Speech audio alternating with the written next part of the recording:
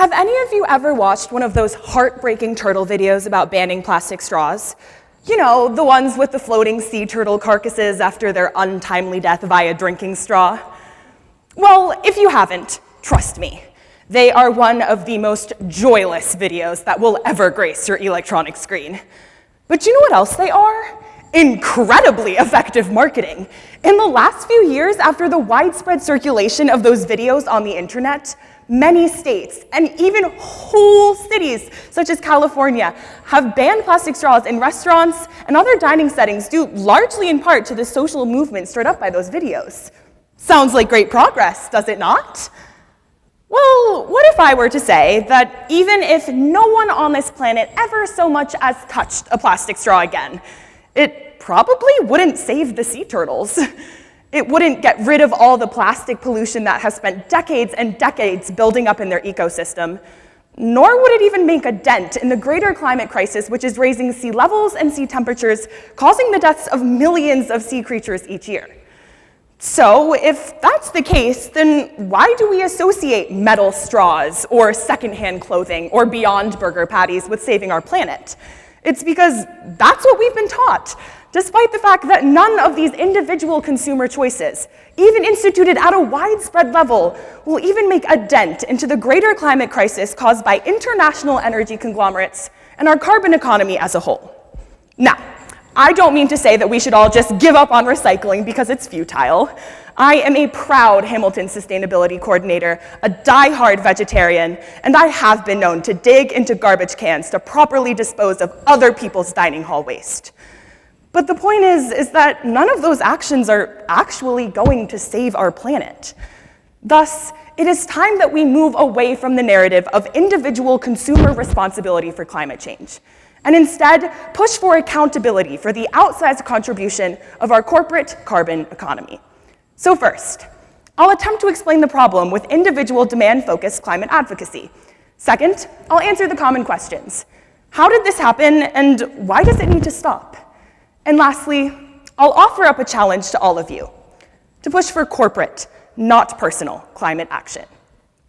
So, according to a recent Harvard Political Review article, at our current rate of greenhouse gas emissions, climate change could, and likely will, displace more than 2 billion people due to rising sea levels, cost the United States economy trillions of dollars, as well as cause upwards of 2,500,000 additional deaths per year, all in the next 70 years. Now, I can't speak for any of you, but those statistics keep me up at night. And my natural first thought is, what can be done to stop this terrifying trend of climate change? Well, if I were to type into Google right now, what can be done to stop climate change, the first things to pop up wouldn't be information on carbon taxes or sustainable farming, or even changing our energy grid. It would be variations of the same headline. 10 things you can do to stop climate change. Telling me to do things like change my light bulbs, or turn off the water while I shampoo my hair, or, of course, use metal straws. All of those tips make it sound like I, just your average American consumer, am somehow to blame for climate change. And that by making just a few tiny little lifestyle changes, I can save our planet. Well, what if I were to say that according to that same Harvard Political Review article, only 100 state and investor-owned fossil fuel companies are responsible for over 70% of our world's historic greenhouse gas emissions? Not individual consumers, but 100 companies. So if only a handful of companies are responsible for so much of our world's carbon footprint, then why is Google telling me to change my consumption patterns? Well, in part, it's due to a campaign conducted by these global polluters themselves.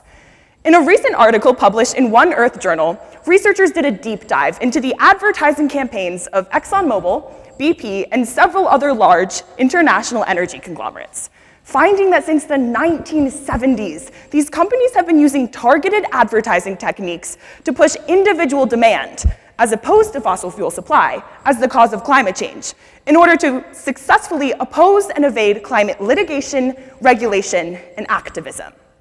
Now, I know what you guys might be thinking. That does sound kind of deceitful, and those companies should definitely take their fair share of the blame for climate change.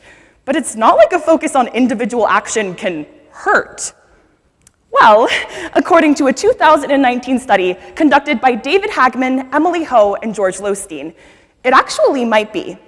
In their studies, they found that across 6 experiment groups, including one conducted with individuals involved in policymaking, that the introduction of green nudges, or smaller policy changes usually focused on individual consumer actions, take, for example, the plastic bag ban, which offer lesser costs, but also significantly lesser environmental benefits, actually diminished the public support for more widely effective and accepted solutions such as a carbon tax. This is because these green nudges gave participants the false hope that these large environmental problems can be solved without imposing considerable costs to the public. So, not only is the green movement's current focus on individual action shielding carbon conglomerates from having to take public accountability for the detrimental effects that they produce on our environment, but these what can you do campaigns might actually be lowering public support for scientifically agreed upon public policy. So what can we do? Well, if we really want to save our planet, it is imperative that we stop focusing on the individual actions of those privileged and motivated enough to make sustainable changes themselves, and instead push for collective solutions to collective problems. Now, I'm not saying that would be easy. It would entail mass international collaboration, sizable economic costs, and the considerable displacement of workers. But it may be our only chance at ensuring that our planet is habitable both for my generation and for all of the generations to come. Because quite frankly, we are running out of time, and metal straws will not save us now. So, as I end this speech, I urge all of you to push back against the performative efforts of consumer-based climate advocacy, and instead demand change at the institutional level to hold corporate polluters responsible for their outsized contributions to climate change. Thank you.